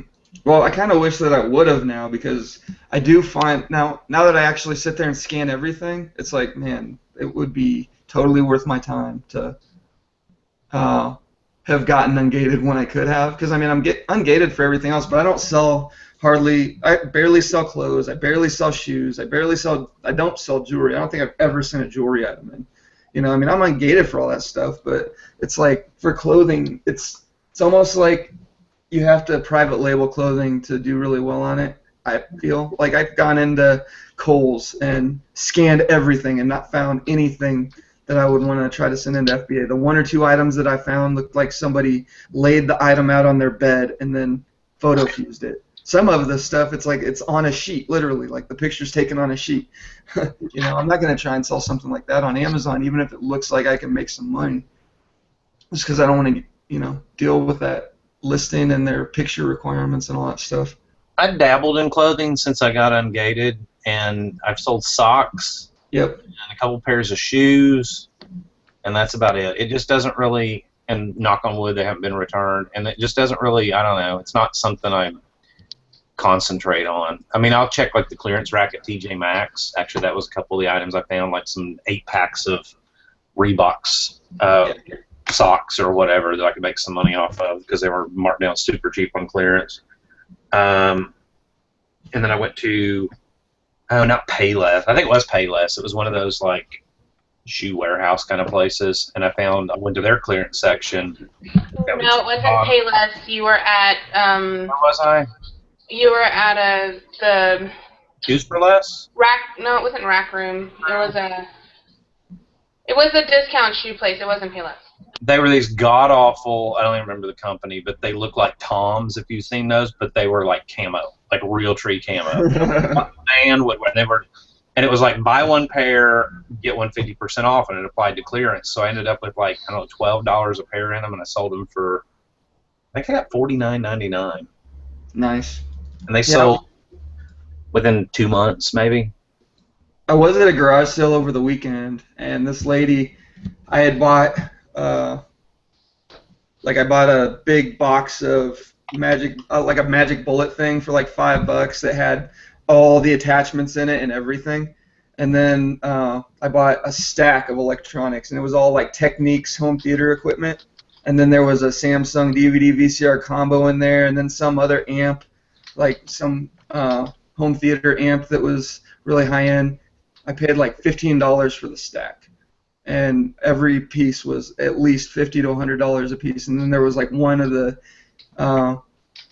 receivers, one of the Technique receivers in the stack was $200 on FBA. But then she also was selling these shoes. They were called Hawaiian jellies. They're like flip flops, but they had like gel inserts built into them or something. So they were like really high quality, nice flip flops. She wanted $10 a pair for them, and they were selling on Amazon for $40 to $50. But when I checked eBay, like I could barely find the listings on Amazon. There were no barcodes, so I would not have known how to find each individual size and list them correctly. I would have had to spend way too much time. And it was like one of this size, two of that size. So I didn't want to spend all that time on it. But when I checked eBay, there were a bunch of them listed for $40 a pair, but the only ones that were selling for like $10 or $15 a pair. So I just passed on those. They were made by Crevo, Crevo. I'm not familiar with that brand, but they were men's Marley was the style real tree camo in a size 10, which I knew was a good size. You know, probably one of the most popular sizes for men. Hey, Paul. Did you use high quality and fashion and flip-flops in the same sentence? Holy crap, where'd you come from? How long you been in here? I did not use the word fashion. I did say high quality. They were nice, man. They were like really, they weren't just regular flip-flops. They were like heavy gel flip-flops. Like Sanooks? I don't know. I don't know what Sanooks are. These are Sanooks, and the women's, this is nasty, sorry. I'm glad Damka's not here. She hates feet.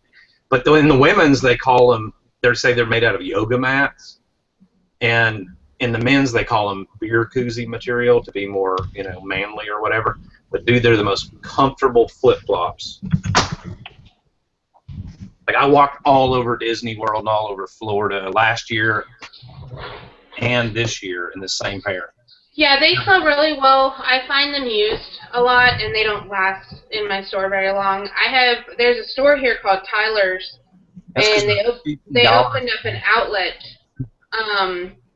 back in April, and so I went in there and I was taking pictures for like Dusty and Danica, and they have like Sanooks there, and they're like $20, like $20, $25. And I was looking them up on Amazon. It would be a really good sourcing place, but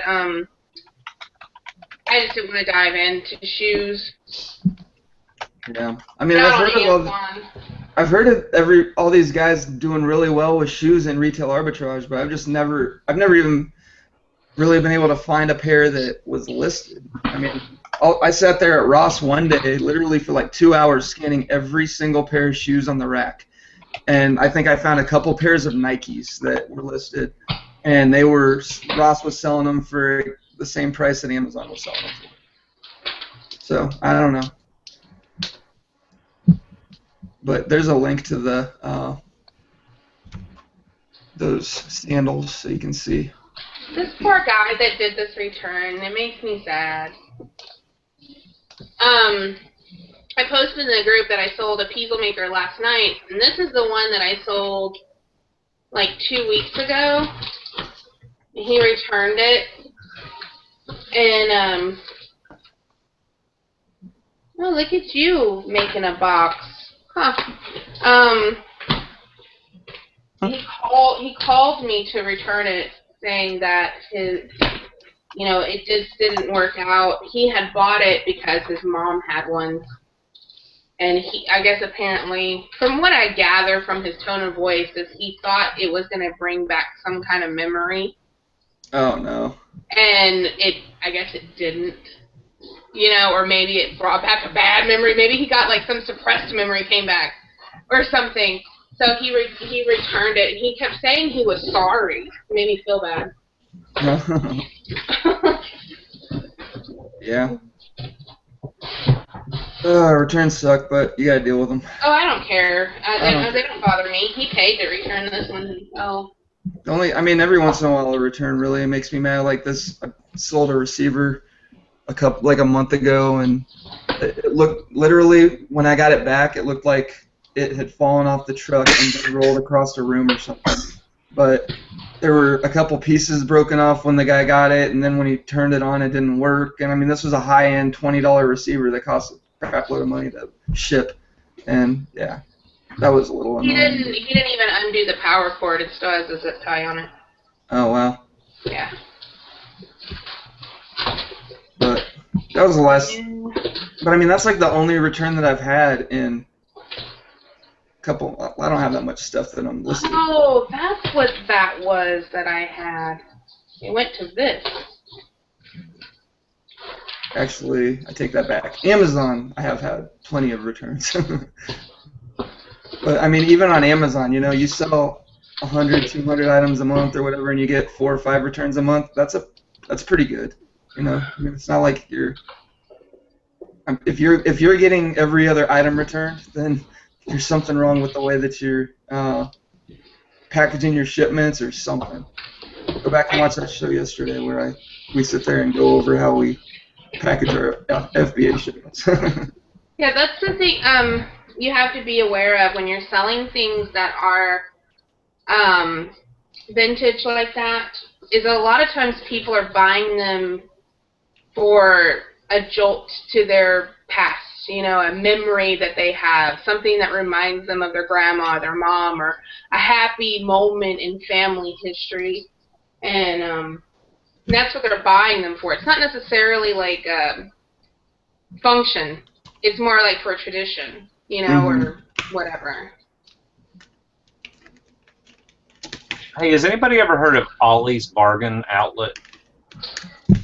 We don't have one. Yeah, I have. I haven't. I've been there maybe once. It's in the one I went to was in Fort Wayne. They're based out of like Maryland or something. Apparently they've been around for years and years, and they just opened a store here. And they sent out a circular, and it looked like kind of like a Big Lots sort of. It's not custom. Yeah, and that's pretty much what it is, but it's bigger. Oh, so you've been? Is there any room to make any money on anything? Is it even worth? I found it's a hit and miss. Like, I would say it's definitely worth it to check it out once in a while, but it's not a place I'd hit like 2 or 3 times a week. Okay.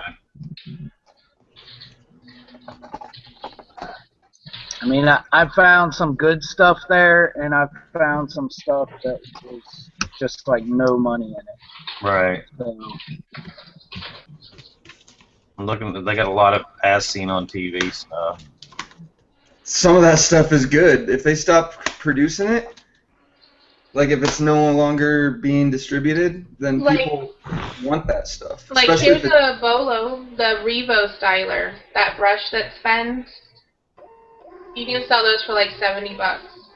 Used. They have the Easy Eyes keyboard, as seen on TV. Teddy Tank, 8-pack rug grippers, 2-pack Catch Buddy, My Spy Birdhouse, Pet Potty Trainer, Slim and Lift Caress Jeans, Hot Dog Express, and a 5-piece furniture lift are the items in their ad. Well, I mean, I think with the as seen on TV stuff, I think it's got to be some of the kind of older stuff, Mhm. like the stuff that just doesn't. They stopped selling. Like you just can't order it anymore. And it's like those furniture sliders that I sold a couple months ago for like $100. I was talking about them Friday. Those were as seen on TV.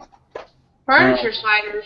Yeah, I found some furniture sliders at Goodwill, like new in the box for like $1 or $2, $3 maybe, and I sent it into Amazon and I got like $99.95 for them. Huh. I And they saw some sold them. furniture sliders last week. Yeah, That's you what- gotta see them. Let's Yeah, look I know there's different brands. at Easy Eyes keyboard. Let's look that one It's up. nothing. It's garbage. Seriously. Like, don't even waste your time. Yeah, I already looked. those are like We all $7.95 already right looked now. at those. Whoa, 702 Prime. They want $3.99. That ain't happening. Okay, well let's skip that then. Let's go to what's a teddy tank? Oh. Is that the one that you put the fish in, the bear? Plastic belly works as an aquarium. Oh, That's trash. okay. They clearance those at my grocery store. They don't even sell for $5. The catch buddy that goes in between your car seat. Garbage. Looks like they got a lot of books and DVDs. I might go out there and scan some of that crap. You get a lot of those from Big Lots, right? A lot of the DVDs at Big Lots ends up scanning under 25. Our freaking Big Lots, they have something over the barcode on every single one of them. So I quit. I just quit. Yeah, That's the same way as Ali's. They have something over the barcode? Yeah. Oh, screw that. Yeah, I that's tried why. doing the same thing. That's one of the annoying things at Ross. It's like half the stuff, most of the time they're fine, but every once in a while you'll get something where they've got like 5 of the item on the shelf and you know that it's probably good, but you gotta take the freaking barcode off of one of them and it takes forever.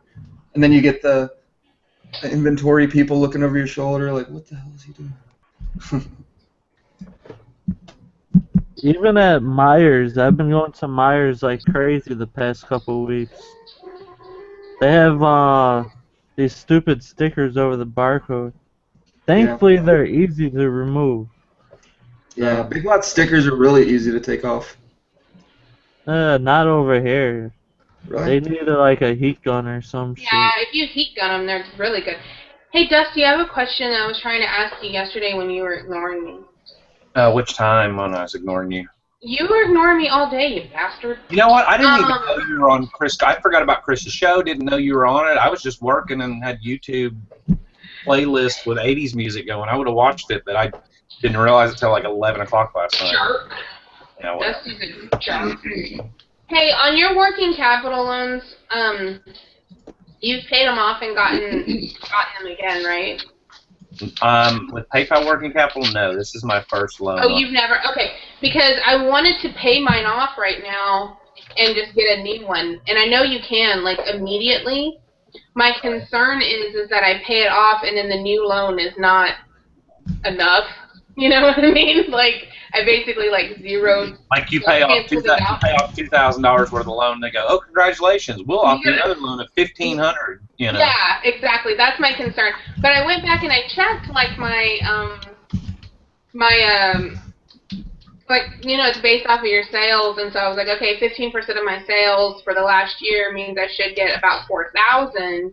Right. But I'm concerned about paying off my last $900 if they're only going to give me like $1,000. You know what I mean? Like oh, this didn't work. If you look at a 12-month snapshot from when you took out that loan and go back, because I'm pretty sure. Wow, holy crap! I'm pretty sure they look at 12 months. Is your 12-month volume now more than it was with the 12 months before you got it? When I got my loan, my volume was only, they based it on, you're always trying to talk about something and you try to look at the number and then, like, the website's just scrolling around in a circle. I know it was based on less. I was trying to get the exact number, but PayPal's taking a lifetime. Yep. I should look into getting a working capital loan. Just I'd probably use it for Amazon though. Honestly, you're not supposed to, but it's okay as long as you're making your payments. As long as you're not sweeping out the money and they're not getting any repayment, you're okay. Because I did the exact same thing. I kind of used the loan, some of the loan to buy stuff for Amazon, but I didn't stop selling on eBay, and I still was increasing my sales numbers on eBay. They were getting back. I'm right on time for repaying my disbursement, repaying my thing. They had based it on $14,000, Dusty, and right now I'm at 26. So it would be. Months. So you could get about 4 probably. Yeah, I should get 4. But I wish they would tell you how much it's supposed to be, so that way I can just pay this off. I only owe them $900. I can just pay it off right now and get another one. Because I want to move it to the 30%. I don't want it being at 10%. It's taking too long to pay back. When I got my loan, I totally went in my PayPal account within 20 minutes, swept it straight to my bank, took 2 days to hit, and I bought fourth quarter stuff for Amazon. Not gonna lie. Didn't buy it for eBay. Well, I don't need to buy anything for eBay right now, honestly. The only stuff that I'm putting on eBay, if I find a home run, something that's $1 that I can't sell, like this Polaroid thing, $3. It sells for $125 on eBay. Yeah, I'm gonna do that. But I mean, as long as you're still selling normal on eBay. As long as you're not oh, I got the loan and now I'm done with eBay. I'm only going to sell on Amazon. Yeah. That's different. But as long as your sales are still the same, it really doesn't matter. They're getting paid back in the amount of time they estimated, that they're going to get paid back. They estimated 6 months for me, and I haven't done a lot of. I'm about to go look because I can't remember when I got the loan. I think it must have been. It would have had been fourth quarter then. I got mine at the end of November. It's taken me a little longer, but I'm now kicking my game back over to eBay. And trust me, they're sucking out $50, $60 a day for working capital based on the day before. Yeah. So it's going to get paid off, I think, on a $4,500 loan, plus they charge $275 fee. That was the interest. $2,750, and I think I'm down to $1,300. Yeah, I'm down to 9. I'm at 909. And my volume is definitely. How do you look at your volume for the last 12 months from this point? Can you do that through Selling Manager Pro? It'll tell you. If you go to my eBay. Right. Let's see. And if you go to your payment and sales history page on your loan, it'll tell you what your total sales and what your repayments were. Let's see, it shows 100. For May, the week of May 11th, I had $586 in sales, so they got $56 in payment. And then that following week, I had $412, so they took $39. And then that following week was $270, and they took $27. It's just 10%. Yeah, but I want to know, if I paid off that loan right now, how much are they going to probably give me? What? I looked at GoDaddy. July 13th last year till July 13th now. I did a GoDaddy and just did my eBay sales through GoDaddy for the last year. I was afraid you were going to say that. Yeah.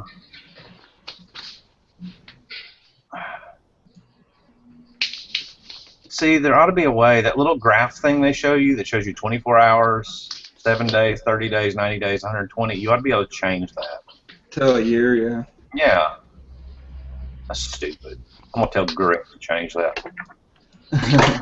Yeah, because if I ran mine from July of last year through this year. Hold on. Let me find a browser tab that I'm not using. And let me go look. PayPal. On my eBay seller account. Oh, that's the wrong one. Vintage Philly PA said Ollie's is good for multiples of an item, but you're not likely to find them there again, but definitely. Yeah. 27,000. Okay, I found it. If you go to Seller Dashboard, just go down like seller dashboard. It's right there. It'll tell you like the top rated stuff, and then your performance to date, and then it'll tell you how many transactions you've had in the last year with your total gross. Okay, hold on. Seller dashboard, top rated. How to qualify for top rated plus benefits, blah, blah, blah. Total transactions, April, May, June. I think I'm going to call him and ask him, like, hey, if I pay this off today, what's my loan? Where are you seeing that in there, Paul? Right there on the page. It's your performance to date. Right. It's got my defect percentage. It's got my my percentage of transactions that were uploaded within the handling time, how many cases resolved without seller resolution, and then the next thing is how many transactions you've had with total sales of whatever. But that's forever. I had to expand it. I've done 1,398 transactions with total sales of $41,129.14. Yeah, I've got 1,687 transactions, 32,685. Is that for your total sales or for the year? That's for the year to date since last June. Oh. But I mean, the last 3 or 4 months, I've only done like $3,000 on eBay, and I was doing 4 to 6. Yay! My defect rating went down. Look at your PayPal account, not just your eBay. It's based on all PayPal inflow, not just your eBay. It really has nothing to do with eBay.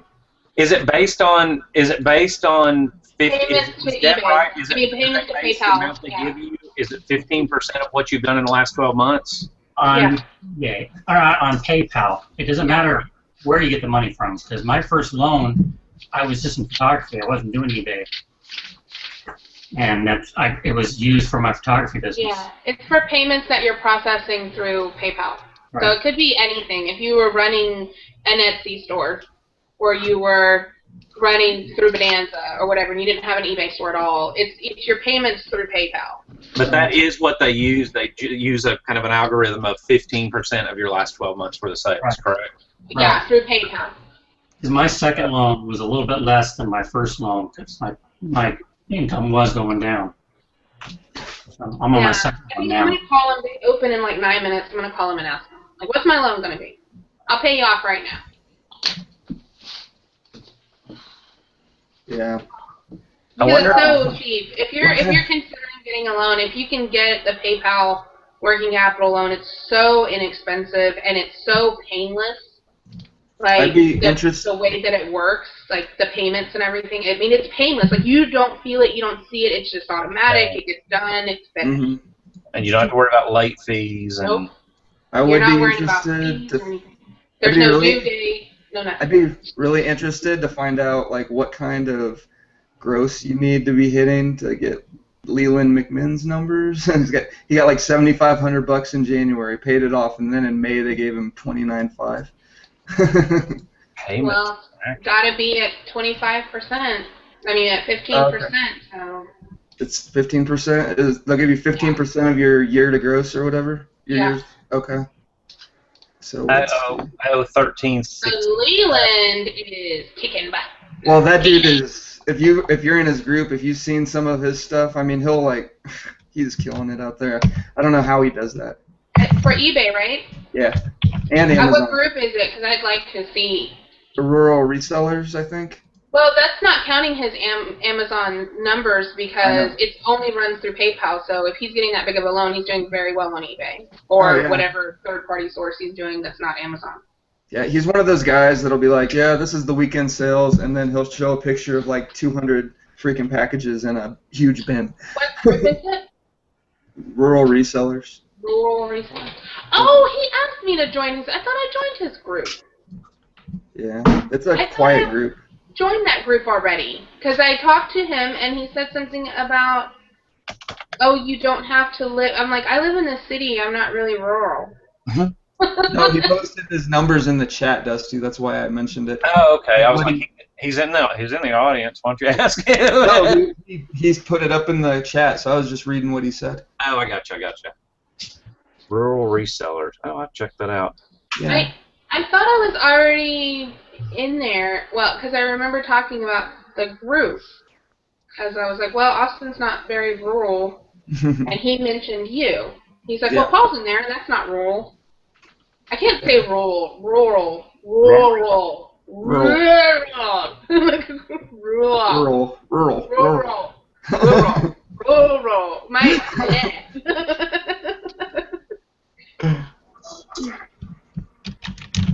No, but it's an My awesome. rating went down. I'm so excited. It's never been this low. It's down to 1.28. I only have 9, so like 7 of them have dropped off. Yeah, I'm at like 1.24. I've never been that low since the defect rating. When the defect rating started, I was at 1.98. Oh, when it started, I was at like 2.15. I was just over it for the first 2 months, and then I got it down under, and then all of a sudden it dropped to like 0.8. And now it's back mine's to 1.2. always been on the higher scale. It's like right when they started, it was right under 2. And then it got down, and it for the last year, it's kind of just teetered at like 1.78 was where it's kind of been. I'm at and then one would drop off, and I'd get like a, some type of defect. I'm like, you bastards. Yeah, I've been pretty lucky with my defects. I figured for sure that with my volume going down so much, I'd lose my top rated in no time, but I've only had that one return, and since I shut my store down and started redoing everything. Yeah, I'm excited. I'm down to... Ooh. I have 9. Hey, have you seen where you click on it now and it shows you the transaction report of the things that had defect? They've changed the look of it now. Did they really? Let me see. Yeah. It's like it shows the item, it shows a little thumbnail picture, shows the date. Download the report? If you go right underneath where it says what you are, it says, hold on, like mine says 1.65% of your transactions had defects. Expand that box. Go down, and it says, for more details, create a transaction defect report. Click that transaction defect report, and it's really cool and easy to read. Oh, hang on. I don't think I have that. Let me go back. How long can you argue? Okay, I got a guy that said, item is described. Mine doesn't have that. Mine's really cool. Mine, look, you suck. Mine still has the traditional download a report, and it's the same thing, that little spreadsheet still. No, this is cool. Are you on Selling Manager Pro? Yeah. Huh. So what are you looking at? Like, okay, check this out. Here, I'll just do a damn screen share. Hold on. I'll just expose myself. We're going to see all of your defects. Make sure you, before you screen share, make sure that you close out all your porn tabs. Yeah, can you present me to everyone? Am I presenting to everyone? Yeah. Okay, so look, I go back here, and I was right here. There's my defect thingy, whatever. I click that. I go down, click transaction defect. Mine doesn't have that. Check this out. Like this guy, this douchebag left me a neutral that only said the word neutral. I got to figure out how I can get that removed or changed. And then this is like a return request. None of that I can really argue. So it'll tell you exactly why you got your defect. It shows you the item right here, the date. It shows you why you got the thing. That's pretty cool. I want that. I don't have that. And then these transaction defect report. Yeah. Apparently, so they don't count against me for whatever reason. I don't know what the deal was. Item not received. Oh, those were ones that frickin' post office sent them to Puerto Rico round trip going to like Mississippi.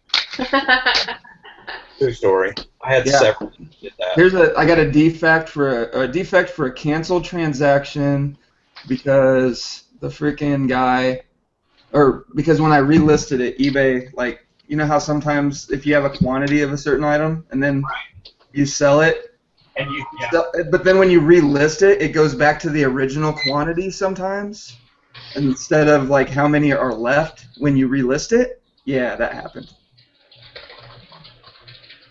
I got 2 on Mine's there. download an Excel report still. Yeah, mine does too. I'm down to 0.99 with 4 counts. I got an item not received that I don't remember even hearing anything about from. That's pretty cool, because before you had to download that little stupid graph thing that you had to make heads or tails of and then look at the transactions. And mine must be counting on 3 months now or something, because it's not showing my negatives or neutrals, and I still have one in the past 12 months. It's showing mine. I have 2, but for some reason on the count it says I only have 7. But if you go up to the top where it says how much my defects ratings are, it says I have 9. So I'm not sure what it's looking at. Well, my defects go back all the way to last year. Yeah, mine run 12 months. Cause mine were at 3 months. I'm not a big time seller like all them other people. I'm just a little bit. If you go to my report there, it says 0 under feedback or neutrals. But if you go to my feedback report, I still have a negative in 6 months. So what do you I'm have to gonna do? have 2 that are falling off. Yay! What is it? Remind me again. What do you have to do to go to 3 months from 12 months? 400 sales, right? In what time period? Is it 300 or 400? I don't know. 90 days. I bet you it's my decals, because I sell so many decals now. It's helping my 390 days. That's one of the nice things about having like one of those little small items that you just sell consistently and you keep selling really fast, and they're only like $5, but they're really, really easy, and you can put up 100 quantity of it. They just keep selling, and you make a couple bucks, but you definitely get it helps your defect rating a lot. I've sold 169 decals in the past 90 days. Yeah, well, I got stuff like fingernail cleaning brushes, or like packs of. I've got these little packs of shampoo that cost me like $1.50 a piece, and they're the coin, CR2032. They're the buttons for calculators and shit. And I sell them for like $3.99 free shipping or $4.99 free shipping. By the time I pay the $2 for first class and all that, I mean it's pretty much a wash, but it's guaranteed unless it ends up going to Puerto Rico, and then they say, "Where's my item?" But it's pretty much guaranteed, feedback builder. Yeah. Well, if you've got tracking, then eBay's supposed to back you and remove that defect. It looks like they did on one of those, because they were grayed out on that screen that I just showed. Yeah, I've got a couple of them that are grayed out. But they always tell me, "Oh, we changed. This is what we did to protect your account. We changed 100 of these, and we removed 30 of these, and blah blah blah." So I don't know. That's cool. They're doing something, but I like that report though. That's a good find there, Dusty. So if you guys go to Seller Dashboard, and then you go down to the transaction or the percentage of your transaction that had defects, click on that, and then just scroll down to Transaction Defect Report. It'll just do you a complete breakdown of all of the. Yeah, but half the people in the audience said theirs is like Deb, and it's not doing it for them either. Oh, really? And Wade, to answer your question, to back up, how much is the fee as a percentage of the loan amount? I think Deb answered it. It depends on what percentage you pay. Like they said to me, you qualify for $4,500, and you can repay it at 10%. Which means every day, if you sell $500 worth of stuff in one day, at 10%, then the following day they're going to take $50 out of your PayPal. That's how they repay it. But I chose the option for 15%, and the fee was $276. So essentially, I have to pay back $47.76. It's just a one-time fee, no interest, no nothing. So it's way cheap. I don't know what that figures to if you figure it on an annual basis. They basically said based on your volume, if you choose 15%, it should take you 6 months to pay it back. If you choose 10%, your fee was a little different, and it should take you 9 months to pay it back. Yeah. So they give you about 3 or 4 different options, but I mean, you can't beat it. I've done the Amazon lending loan. It's super expensive. And it hits you with some. I mean, I would do it again because honestly, I could. Even if they're 15% rate or whatever I paid, let me see here. I can find enough stuff that I don't necessarily have the money to buy right now, but if I was playing with Amazon's money, I could find enough stuff to buy to offset that, that interest rate. They charged me, Amazon's was at 13.9%. Annual interest rate on past amount, I didn't have past due amount, was 13.9%. But if that's free money I'm borrowing from Amazon to go buy Amazon inventory, I mean, surely I can make more than 13.9%, profit. It's still free money. But they haven't offered me another one since I paid theirs off in December. So, and that's by invitation only. Yeah, I've never gotten an offer for that, but I got one, and it's really expensive. Like the payment, like I got a $1,000 loan, and the payments back are like $170 a month. For how many months? 6. So 170 times 6. Yeah. Mine were, hold on, let me look, lending. I took out $3,000. There's no way. They were going to charge you $20? That's it? No, that's not it. It was the fee on it was, let me see. Because about $170 a month times 6 months is $1,000. No, it's not. Yeah, it's different. Hang on. Oh, Leland's talking about cabbage. There is no way in hell that I Cabbage is horrible. No, I've never talked to anybody who said cabbage was great. Get a loan from the mafia.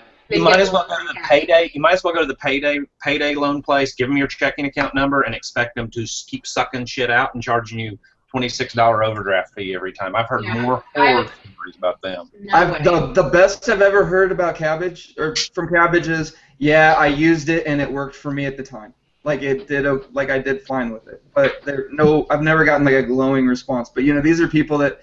If you go out there and you get a $500 loan and you take that $500 and you put it into inventory and you get $5,000 worth of inventory with that loan, and then you list everything, and then now you can pay cabbage back and you're still making good money on top of that, I could see where it's good for like a Kickstarter or whatever. But I mean, it's a very, very expensive money. I mean, it's like your payments are like $500 a month. So cabbage, when they offer you the loan, they put it in your PayPal account, correct?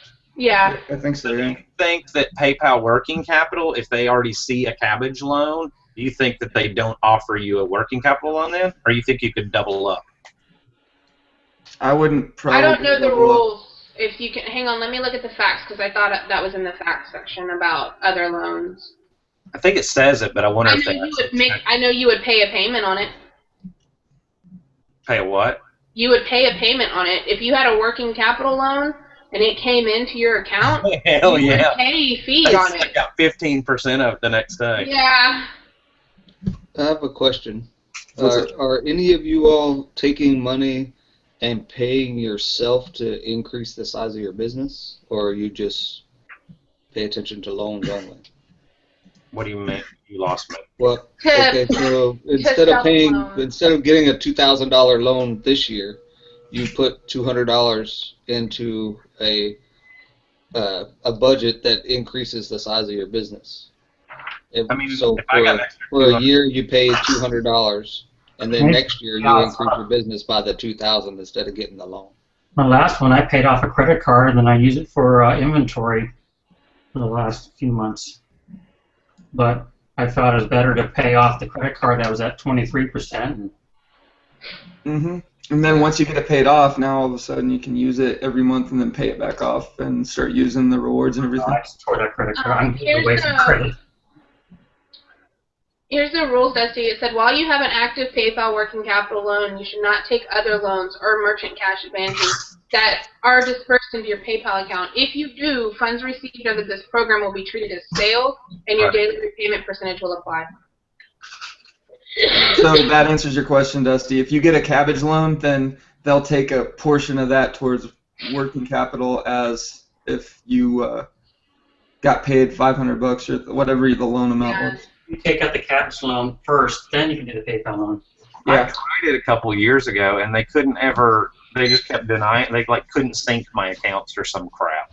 Oh, Cabbage sends me messages all the time, like, you still have $4,000 waiting. And they started sending me things in the mail when I turned off my email subscription. Wow, I've never done anything from Cabbage. Letters. Yeah, I've never done anything with cabbage, but. I'm like, I don't want your crap. No, go away. Yeah, that's a little too much, but. I would have to be desperate, just. My house would need to be being foreclosed on for me to get a cabbage loan. I'm gonna go check it out. Hang on. All right. Well, while you check that out, we're gonna wrap this up. We went over as always, but we started late, so it works out perfectly. Let's have somebody from Cabbage on Wednesday.